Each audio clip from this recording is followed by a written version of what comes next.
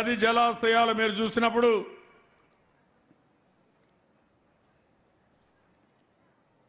కృష్ణగిరి, పత్తికొండ, జీడిపల్లి, గొల్లపల్లి, చెర్లోపల్లి, మారాల, శ్రీనివాసపురం, అడవిపల్లి, కలిచెర్ల జలాశయాలు వస్తాయి. ఇవి కాకుండా కొన్ని వందల చెరువులకు నీళ్లు ఇస్తాం. అన్ని చెరువులకు నీళ్లు ఇస్తాం. వాగులు, వంకలు ఎక్కడన్నా ఉంటే అక్కడ కూడా నీళ్లు వదిలిపెడితే మిగిలిన భూగర్భ జలాలు పెరిగి అక్కడ కూడా సస్యశ్యామలమయ్యే పరిస్థితి వస్తుంది. నేను నీటి సమస్య పైన ఒకటి ఆలోచించాను.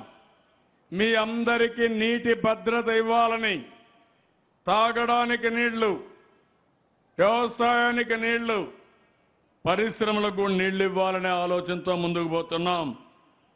ఇప్పటికే 73,000 కోట్ల రూపాయలు ఖర్చు పెట్టాం. అవసరమైతే మీరు ఒకసారి చూస్తే పోలవరం ముమ్మరంగా పనులవుతున్నాయి. 67% పనులు పూర్తయినాయి. ప్రతి సోమవారం సమీక్ష చేస్తున్నాను. ఈ సంవత్సరం జూలైలో గ్రావిటీతో పోలవరం నీళ్లు కృష్ణా డెల్టాకు తీసుకొస్తాం. అటు విశాఖపట్నానికి కూడా తీసుకెళ్తాం. ఇంకో పక్క నేను ఈరోజు పవిత్ర సంగమానికి శ్రీకారం చుట్టాను. గోదావరి, కృష్ణా 2 నదులు కలిపి భవిష్యత్తులో ఇప్పటికే పనులు ప్రారంభించాం. గోదావరి, పెన్నా నదుల అనుసంధానానికి శ్రీకారం చుట్టాం. మొదటి విడతగా గోదావరి నీళ్లు నాగార్జున సాగర్ రైట్ మెయిన్ కెనాల్కు వస్తాయి. అక్కడి నుంచి నేరుగా సోమశిల, కందలేరుకు వచ్చే అవకాశం ఉంది. ఆ నీళ్లన్నీ మళ్ళీ తిరుపతి వరకు వస్తాయి. సోమశిల, స్వర్ణముఖి కాలువ ద్వారా తిరుపతికి నీళ్లు తీసుకొచ్చి మల్లెమడుగు, బాలాజీ ఇలాంటి వేణుగోపాల్ సాగర్, అరణ్యార్ ఈ ప్రాజెక్టులకన్నీ నీళ్లు ఇచ్చే పరిస్థితి తీసుకొస్తాం. ఇప్పుడే సీఈఓ ఒక మాట అన్నాడు, ఇది విలువైన నీళ్లు.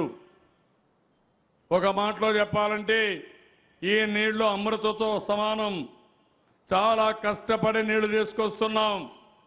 ఓసారి లిఫ్ట్లు పెట్టాలి, మళ్ళా చెరువుల్లో పెట్టాలి. ఎండకు నీళ్లు ఆవిరైపోతాయి, కొన్ని భూములేకి ఇంకిపోతాయి. మిగిలిన నీళ్లు మనం వాడుకునే పరిస్థితి వస్తుంది. అయినా కూడా నేను ఏమాత్రం ఆధారపడకుండా ఇంకా ముందుకు పోయి నేను ఒక ఆలోచన చేశాను. నీళ్లన్నీ ఎక్కడికక్కడ జల సంరక్షణ జరగాలి. వర్షపు నీరుని భూగర్భ జలాలుగా మార్చాలి. ఇప్పటికే 10 లక్షల ఫామ్ పాండ్స్ తవ్వాం. చెరువుల్లో పూడికి తీశాం. చెరువులన్నీ కూడా గొలుసుకట్టు చెరువులుగా ఎప్పుడో ఉంటే అవన్నీ కలిపాం. చెక్ డ్యాములు కట్టాం. అటవీ ప్రాంతంలో జల సంరక్షణకు శ్రీకారం చుట్టాం. ఇంకో పక్కన 62 ప్రాజెక్టులు టేకప్ చేశాం. ఈ 62 ప్రాజెక్టులు ఇప్పటికే చాలా ప్రాజెక్టులు పూర్తి చేశాం. అవన్నీ కూడా 62లో ఉత్తర కోస్తాలో 8, కోస్తా ప్రాంతంలో 22, రాయలసీమలో 32 ప్రాజెక్టులు వస్తున్నాయి. 19 ప్రాజెక్టులు ప్రారంభించాం. 4 రెడీ అయి ప్రారంభానికి సిద్ధంగా ఉన్నాయి. 28 ప్రాజెక్టులు పనులు ముమ్మరంగా జరుగుతున్నాయి. 11 ప్రాజెక్టులు కొత్తగా చేపట్టి అది కూడా 5 సంవత్సరాల్లో పూర్తి చేయాలనుకుంటున్నాం. ఎక్కడ వీలైతే అక్కడ దీనికి శ్రీకారం చుట్టాం. ఈరోజు మనకు అంద్రి నేవా, మనకు మల్యాల నుంచి నీళ్లు వస్తాయి. ఒక్కొక్కసారి ఆ నీళ్లలో ఏమైనా ఇబ్బంది వస్తుందనుకుంటే ఇంకో పక్క గాలేరు నగిరి కెనాలు గండికోట ద్వారా తిరుపతి వరకు వెళ్తుంది. దానికి మళ్ళీ చిత్రావతికి నీళ్లు వస్తాయి. చిత్రావతి నుంచి ఒక లిఫ్ట్ పెట్టి 1600 కోట్ల రూపాయలు ఖర్చు పెట్టి గాలేరు నగిరి కాలువని అంద్రి నేవా రివర్కి 2కి కలుపుతున్నాం. ఇది కూడా మారాల పైన కలుపుతున్నాం. అక్కడి నుంచి చెరులోపల్లికి వస్తాయి. అక్కడి నుంచి ఇక్కడికి వచ్చే పరిస్థితి వస్తుంది. ఎందుకంటే 26 టీఎంసీ నీళ్లు గండికోట్లో పెట్టుకుంటున్నాం. 8 టీఎంసీ నీళ్లు చిత్రావతిలో పెట్టుకుంటున్నాం. ఈ రెండు గాని ఉంటే ఒక 2-3 టీఎంసీ ఎప్పుడైనా ఇక్కడ ఇబ్బంది వచ్చినప్పుడు మనకు నీటి సమస్య లేకుండా చేసుకునే అవకాశం ఉంటుందని దీనికి శ్రీకారం చుట్టాం. ఇది కాకుండా పోలవరం పూర్తి చేస్తాం, నదుల అనుసంధానం పూర్తి చేస్తాం. ఈ నదుల అనుసంధానం కూడా మీరు చూస్తే ఇప్పటికే గోదావరి కృష్ణా పూర్తి చేశాం. గోదావరి పెన్నా నదులకు అనుసంధానానికి శ్రీకారం చుట్టాం. ఇది కాకుండా ఉత్తరాంధ్రలో ఉండే అన్ని నదులు గోదావరి చంపావతి, నాగావళి స్వర్ణముఖి, వేగావతి చంపావతి, వంశధార నాగావళి, వంశధార బహుదా ఇలాంటివన్నీ కూడా కలిపే పరిస్థితికి వస్తున్నాం. ఇవన్నీ కానీ పూర్తయితే బాహుదా ఇచ్చాపురంలో ఉంది, అక్కడి నుంచి నేరుగా తడ వరకు అన్ని నదుల అనుసంధానం అవుతుంది. ఈ నదులన్నీ అనుసంధానం అయితే ఇంకా సముద్రంలోకి నీళ్లు పోయేటప్పుడు మనకు అవసరమై మిగిలిన నీళ్లే సముద్రానికి పోతాయి. కడవన్నీ నీళ్లు ఈ కాలువల్లో మనం మళ్లించుకునే పరిస్థితి వస్తుంది. ఎక్కడికక్కడ నీళ్లు కాలువల్లో మళ్లించుకుంటే మనకు నీటి సమస్య పూర్తిగా పరిష్కారం అవుతుంది. నేను ఒకటి ఈ మదనపల్లిలో ఈ శుభ సందర్భంలో మహాశివరాత్రి సందర్భంగా హామీ ఇస్తున్నా. నా అభిమతం, నా సంకల్పం ప్రతి ఒక్క ఎకరాకు నీళ్లు ఇవ్వాలని, 2 కోట్ల ఎకరాలకు నీళ్లు ఇవ్వాలని నేను సంకల్పం చేస్తున్నాను. కృష్ణా పుష్కరాల్లో చేశాను, గోదావరి పుష్కరాల్లో చేశాను. ఈరోజు ఇక్కడికి వచ్చినప్పుడు ఈరోజు జలహారతి చేసి ఇక్కడ కూడా ఆ సంకల్పానికి ఈ చిప్పిలి చెరువుకు నీళ్లు ఇచ్చినప్పుడు మళ్ళా ఒకసారి సంకల్పం చేస్తున్నా. దీనికను పలు విధాలుగా ముందుకు పోతున్నాం. అన్ని ప్రాజెక్టులు పూర్తి చేస్తాం, నదుల అనుసంధానం చేస్తాం, మైక్రో ఇరిగేషన్కి శ్రీకారం చుడతాం. ఈరోజు మీరు చూస్తే ఏదైతే డ్రిప్ ఇరిగేషన్ పెట్టుకుంటే ఎకరాకు వాడే నీళ్లు 2 ఎకరాలకు వాడుకునే అవకాశం ఉంది. అందుకే 90% సబ్సిడీ ఇచ్చాను. 33 లక్షల ఎకరాల్లో ఈరోజు డ్రిప్ ఇరిగేషన్ పెట్టాం. దీన్ని 1 కోటి ఎకరాలకు తీసుకెళ్తాం. బంగారు పండించే రైతాంగం మీరున్నారు, బంగారు పండే భూములున్నాయి. దీనికి సమస్య మంచినీళ్లు. ఆ నీళ్లు లేకుండా అవస్థపడ్డారు. ఆ నీళ్లిచ్చే బాధ్యత నేను తీసుకుంటానని మరొకసారి మీ అందరికీ హామీ ఇస్తున్నా. ఈ కార్యక్రమాన్ని మనం చేయగలిగితే నేను అనుకున్న అన్ని కార్యక్రమాలు కూడా జయప్రదమవుతాయి. మీరు ఒక్కసారి ఆలోచించండి. సంక్షేమ కార్యక్రమాలు ఇక్కడే మా ఆడబిడ్డలున్నారు. నేను ఆలోచించాను. నేనే డాక్రా సంఘాలు పెట్టాను, పొదుపు ఉద్యమం నేర్పించాను. ఆ తర్వాత వంట గ్యాస్ ఇచ్చి వంట చేయడం కూడా సులభంగా ఉండాలని ముందుకు పోయాను. మరుగుదొడ్లు కట్టించాను. ఆస్తులన్నీ మీ పేరుతోనే ఇచ్చాను. కడాన మీరు చూస్తే ఒకటే ఆలోచించాను. మా ఆడబిడ్డలకి నాకు ఎప్పుడు వీలైతే అప్పుడు పసుపు కుంకుమ కింద సహాయం చేయాలని నిర్ణయించాను. పసుపు కుంకుమ ఒక పవిత్రమైన కార్యక్రమం. ఆడబిడ్డలకి అన్నదమ్ములు కానీ కన్న తల్లిదండ్రులు కానీ పెట్టేది. ఈరోజు కొన్ని కారణాల వల్ల మిమ్మల్ని తల్లిదండ్రులు కానీ అన్నదమ్ములు ఆదుకోలేకపోతే, కాదు నేను మీకు అండగా ఉండాలి, ఉంటానని చెప్పడానికి 2 సార్లు 10,000 రూపాయలు చొప్పున మా ఆడబిడ్డలకి సహాయం చేశాను. మొదటి విడత 731 కోట్ల రూపాయలు ఇచ్చాను. 6,19,205 మందికి ఇచ్చాం. పట్టణ ప్రాంతాల్లో 1,11,752 మందికి ఇచ్చాం. ఇది ఒక 111 కోట్లు ఇచ్చాం. పసుపు కుంకుమ రెండో దాని కింద 790 కోట్లు ఇచ్చాం. పట్టణ ప్రాంతంలో 1,23,340 అయితే గ్రామీణ ప్రాంతంలో 68,834 ఇచ్చాం. అంటే మొత్తం మెంబర్లు వచ్చి 6,69,486 మంది. రెండు కలిపి 790 కోట్లు. మొత్తం కలిసి 1,520 కోట్ల రూపాయలు మీకు పసుపు కుంకుమ కింద ఇచ్చానంటే రాష్ట్రంలో 20,000 కోట్ల రూపాయలు దగ్గర మీరు చూస్తే 1 కోటి మంది ఆడబిడ్డలకి పసుపు కుంకుమ పెట్టిన ఘనత ఒక అన్నగా నాకు దక్కింది. దీనిని సంతోషపడుతున్నా. ఇదే కాదు, ఆ రోజు నేను పాదయాత్రలో వచ్చా. ఆ రోజు ఒక హామీ ఇచ్చా, మీ పిల్లలు చూసుకోకపోయినా నేను పెద్ద కొడుకుగా ఉంటానని చెప్పా.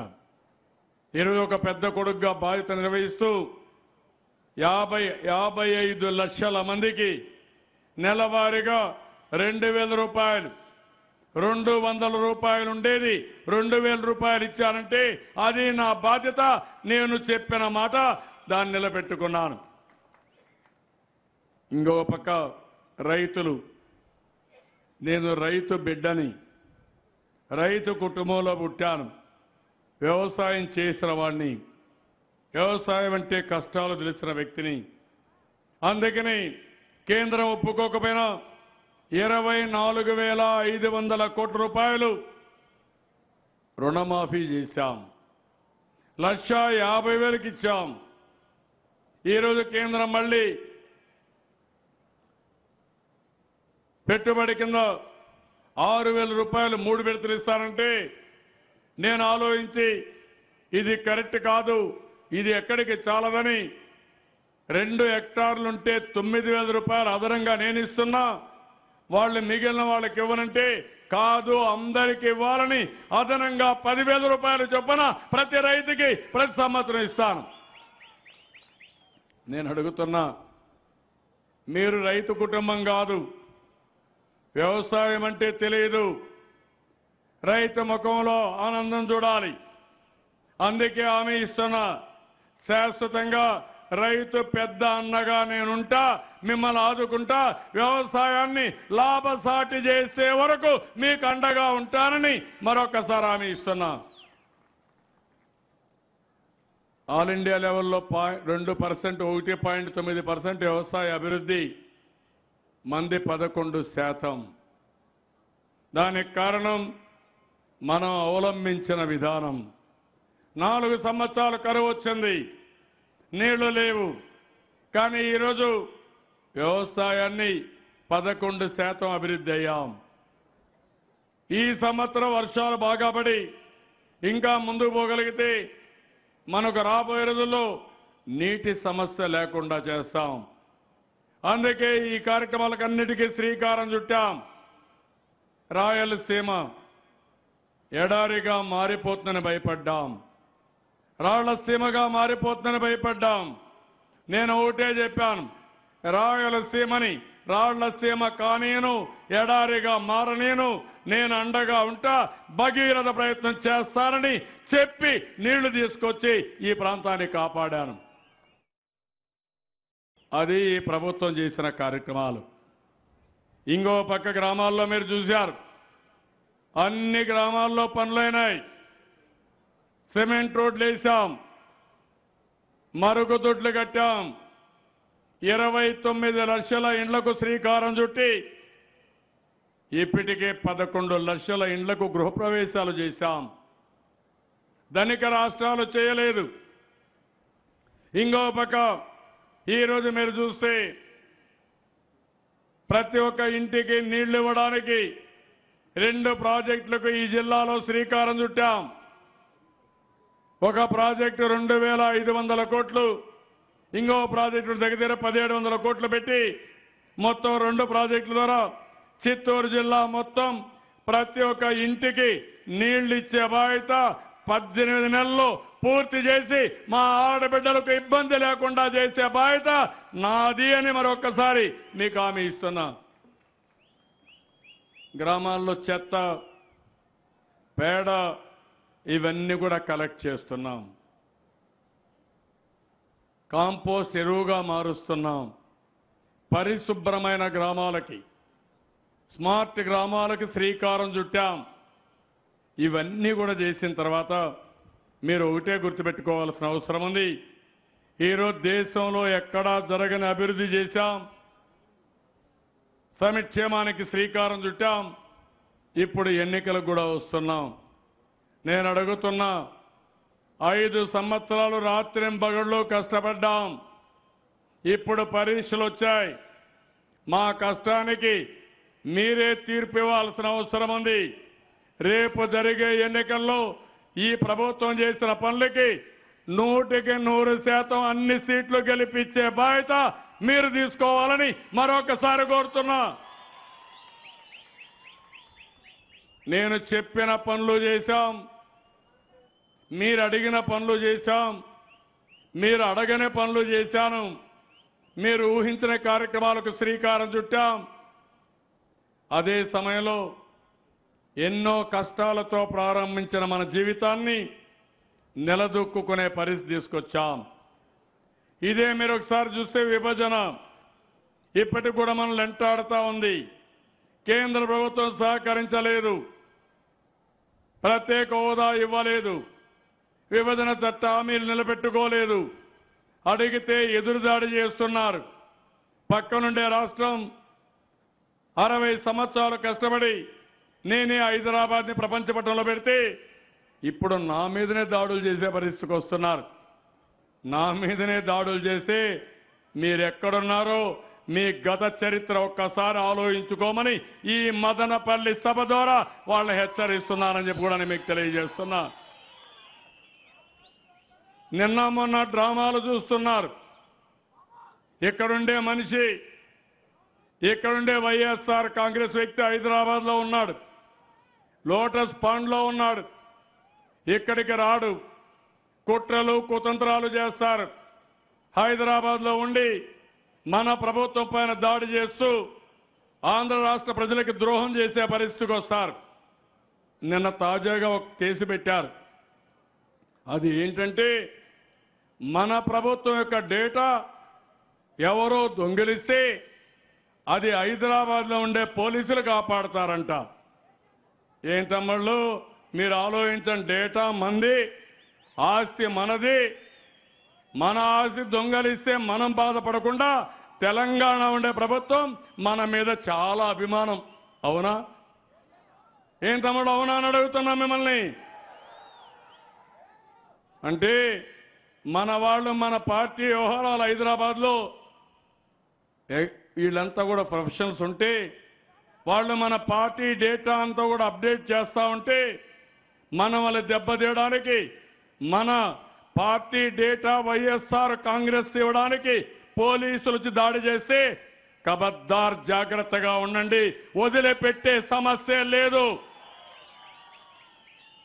డేటా అనేది వ్యక్తిగత ఆస్తి, మా ఆస్తి అది. మీరు అంటున్నారు ఆంధ్రప్రదేశ్ గవర్నమెంట్ డేటా అక్కడ ఉందని. అది ఉంటే మా దగ్గరికి పంపించండి, మేము చూసుకుంటాం. మీరెవరు చేయడానికని నేను అడుగుతున్నా. అమెరికాలో డేటా ఉంటే ఎవడో పనిచేస్తున్నాడని ఇక్కడ కంపెనీల్ని మీరు అరెస్ట్ చేస్తారా అని నేను నిలదీస్తున్నా. తమ్ముళ్ళు మీకు అందరికీ ఆడబిడ్డ తెలుసు. హైదరాబాద్లో ఐటీ కంపెనీస్ ఎట్టొచ్చాయి? నా వల్ల కదా. సైబరాబాద్ నగరం ఎట్టొచ్చింది? నా వల్ల అవునా కాదా అని మిమ్మల్ని అడుగుతున్నా. మైక్రోసాఫ్ట్ లాంటి కంపెనీలకు ఏం చెప్పాను? మా హైదరాబాద్ సేఫ్గా ఉంటుంది, మీరు రండి కంపెనీలు పెట్టమంటే వాళ్ళు వచ్చారు. రేపు ఇదే మారిగా ఐటీ కంపెనీల పైన ఎక్కడో డేటా ఉంది, ఎవడో ఫిర్యాదు ఇచ్చాడు, దారిని పోయే దానా ఇచ్చాడు, నేను మిమ్మల్ని రేజ్ చేస్తున్నాను, మిమ్మల్ని అరెస్ట్ చేస్తున్నానంటే ఇది న్యాయమా అని అడుగుతున్నా. మీకు ఎవడిచ్చాడు అధికారం అడుగుతున్నా. తమాషాలు కేసీఆర్తో కుమ్ముక్కయి ఇద్దరు కలిసి లాలు చెప్పడి తెలుగుదేశం పార్టీని దెబ్బతీయాలనుకుంటే ఖబర్దార్ జాగ్రత్తగా ఉండండి. మీ మూలాలు కూడా కదిలిపోతాయి. మీరు ఎక్కడ తిరిగే పరిస్థితి ఉండదు. తమాషా కాదు ఇది. డేటా అనేది మన సొంతం. మీరెవరు అడగడానికి? ఏదైనా చట్టపరంగా నేను చట్టాన్ని ఫాలో అవుతా. వీళ్ళు నన్ను ఉద్ధరించడానికి మన డేటా తీసుకుపోయారండి. ఎవడో దానయ్య కంప్లైంట్ ఇస్తే, వైఎస్ఆర్ దొంగలు కంప్లైంట్ ఇస్తే మన మీద యాక్షన్ తీసుకుంటామంటారు. నిన్న అడిగారు, కొంతమందిని కిడ్నాప్ చేశారు. మనం హైకోర్టులో వేస్తే వాళ్ళని తీసుకొచ్చి వదిలిపెట్టి మేము కిడ్నాప్ చేయలేని వాళ్ళు బెదిరించి సాక్ష్యాలు చెప్పే పరిస్థితికి వచ్చారు. ఇది ఎక్కడ న్యాయం అని అడుగుతున్నా. ఇది పోలీసు రాజ్యమా? ఇది ప్రజాస్వామ్యమా? డిక్టేటర్షిప్ అని అడుగుతున్నా. ఆ రోజు నేను చెప్పింది ఏంటి? ప్రపంచం అంతా ఐటీ కంపెనీలు హైదరాబాద్కి రండి, సురక్షితంగా ఉంటుంది, మీకు ఏ ఇబ్బందులు ఉండవని చెప్పాను. అలాంటిది ఈరోజు నువ్వు చేసే పనేంటి? కాంగ్రెస్ హయాంలో ఎప్పుడూ ఇలాంటి తప్పుడు పనులు చేయలేదు. ఈ కేసీఆర్ అనుకుంటున్నాడు ఒక నియంత అనుకుంటున్నాడు, కానీ ఆ నియంతల ప్రవర్తన నా దగ్గర జరగదని మరొకసారి హెచ్చరిస్తున్నా. మాదొక రాష్ట్రం, మీదొక రాష్ట్రం. మాకు అన్యాయం జరిగింది. తెలుగు వాళ్ళు ప్రపంచం అంతా ఉన్నారు. తమిళనాడులో ఉన్నారు, కర్ణాటకలో ఉన్నారు, హైదరాబాద్లో ఉంటారు, అమెరికాలో ఉన్నారు, ఆస్ట్రేలియాలో ఉన్నారు. ఎక్కడున్నా ప్రజలకు అన్యాయం జరిగితే పోరాడి వాళ్ళని రక్షించే బాధ్యత నేను తీసుకుంటానని కూడా మీకు తెలియజేస్తున్నా. ఈ పనికిమాలిన రాజకీయాలు వదిలిపెట్టండి. నన్ను మాట్లాడుతున్నాడు డేటా డేటా అంట. ఏం డేటా నాకు అర్థం కాలేదు. 84 నుంచి ఈ దేశంలో ఐటీ అంటే మారు పేరు నేనే తమ్ముళ్ళు, మీ అందరికీ తెలుసు. ఈరోజు మీరు వాడే సెల్ ఫోన్ కూడా నేనే శ్రీకారం చుట్టాను. ఐటీ రిఫార్మ్స్ తీసుకొచ్చి నాకు తాతకు దగ్గులు నేర్పిస్తున్నారు వీళ్ళు. ఏదో డేటా ప్రైవసీ వీళ్ళు కాపాడతారు. నా డేటా, నా ప్రభుత్వం డేటా. మీకు ప్రభుత్వానికి డేటా కూడా లేదు. నా ప్రభుత్వానికి డేటా ఉంది. అది నేను కాపాడుకోగలుగుతా. సీక్రెసీ నేను మెయింటైన్ చేస్తా. అదే మరిగా రియల్ టైం గవర్నెన్స్ ఎట్లా, రియల్ టైం పాలిటిక్స్ కూడా మా కార్యకర్తలు ఉన్నారు. 50,000 మందితో ఎవ్రీడే టెలికాన్ఫరెన్స్ లో మాట్లాడుతున్నా. యాప్లు డెవలప్ చేశాం. ప్రజల దగ్గరికి వెళ్తారు. ఒక్క నిమిషంలో ఒక క్లిక్ కొడితే నేరుగా మా దగ్గరికి ఇన్ఫర్మేషన్ వస్తుంది. మొన్న కూడా మెంబర్షిప్ మీరు చూశారు. 65 లక్షల మంది మెంబర్లు చేశారు. నెల లోపల 65 కోట్ల రూపాయలు వసూలు చేశారు. ఎట్లా చేశారంటే నేరుగా ఒక ట్యాబ్ తీసుకుపోయి ఆ ట్యాబ్లో పెట్టి ఆ నెంబర్ చూసి డబ్బులు ఇస్తానే రెన్యువల్ చేశారు. అది తెలుగుదేశం పార్టీ చరిత్ర. చరిత్ర తెలియకపోతే నేర్చుకోమని మరొకసారి చెప్తున్నా. మర్యాదగా ఉంటే మర్యాదగా ఉంటాం, కానీ మా జోలుకు వస్తే మేము ఇప్పుడే కష్టాల్లో ఉన్నాం. 60 సంవత్సరాలు కష్టపడ్డాం. కష్టార్జితాన్ని హైదరాబాద్లో వదిలిపెట్టాం. నేనే ఆ రోజు అభివృద్ధి చేశాను, తెలుగు జాతికి అభివృద్ధి చేశాను. కానీ దురదృష్టం హైదరాబాద్ని అక్కడ ఇచ్చి తెలంగాణకు పోతుందంటే కూడా నేను వదిలిపెట్టాను. భగవంతుడు నాకు ఒక శక్తినిచ్చాడు, తెలివితేటలు ఇచ్చాడు. మళ్లీ సంపద సృష్టించి దేశంలో నెంబర్ 1 రాష్ట్రంగా ఆంధ్రప్రదేశ్ని తయారు చేస్తానని చెప్పాను.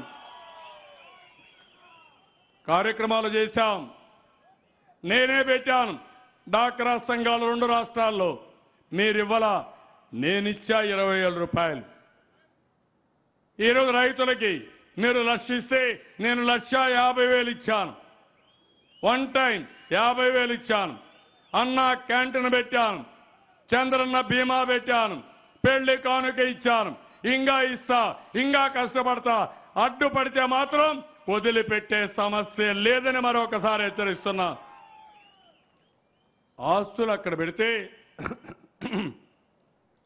సహకరించమంటే సహకరించకుండా లాలూచి రాజకీయాలు చేస్తారు. 37 సంవత్సరాలుగా పార్టీ ఉంది. తెలంగాణలో కూడా పార్టీ ఉంది.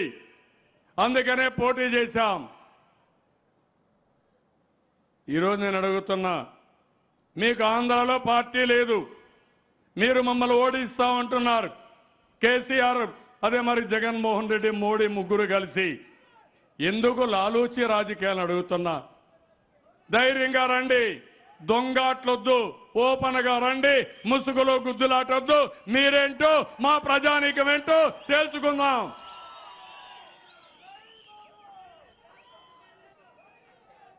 ఇవన్నీ నేను అడుగుతున్నా. ఆ మోడీ కోడి కత్తిని పెద్ద ఇష్యూ చేస్తాడు.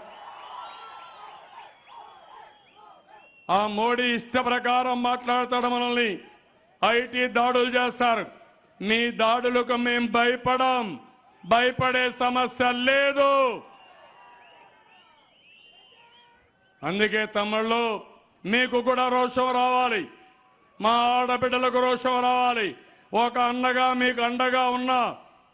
ఈరోజు ఈ అన్న ద్వారా రాష్ట్రానికి ఇబ్బందులు వచ్చినప్పుడు మా చెల్లెమ్మలు కాపలా గాయాల్సిన బాధ్యత మీ అందరిపైన ఉంది.